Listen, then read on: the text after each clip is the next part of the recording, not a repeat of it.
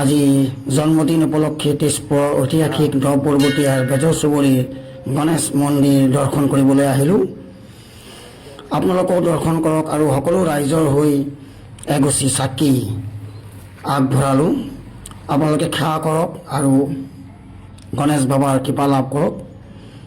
আপোনালোকে এই স্থানত আহিব, খুব ভাল পাব। চাৰিওফালে খুব নিৰিবিলি পৰিৱেশ, প্ৰাকৃতিক সৌন্দৰ্যৰে ভৰপূৰ ঠাই।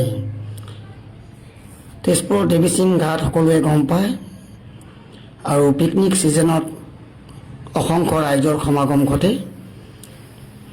তেতিয়া আপোনালোকে এই মন্দিৰ দৰ্শন কৰিব। লম্বোদৰ পাহাৰৰ ওপৰত অৱস্থিত প্ৰাচীন গণেশ মন্দিৰ, চাৰিওফালে প্ৰাকৃতিক সৌন্দৰ্যৰে ভৰপূৰ ঠাই। এবাৰ আহিলে আপোনালোকৰ বাৰে বাৰে আহিবলৈ মন যাব। আপোনালোকে আহক আৰু এই মন্দিৰ দৰ্শন কৰক আৰু এই মন্দিৰত আহিলে নিশ্চয় আপোনালোকে ভাল ফল পাব। আৰু ভিডিঅ'টো যিমান পাৰে শ্বেয়াৰ কৰক যাতে সকলোৱে গম পায়। ধন্যবাদ।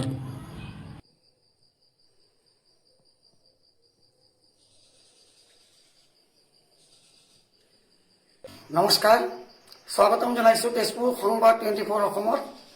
মই বিশ্বজিৎ চক্ৰৱৰ্তী। আজি 14 ছেপ্টেম্বৰ, আজি মোৰ জন্মদিন।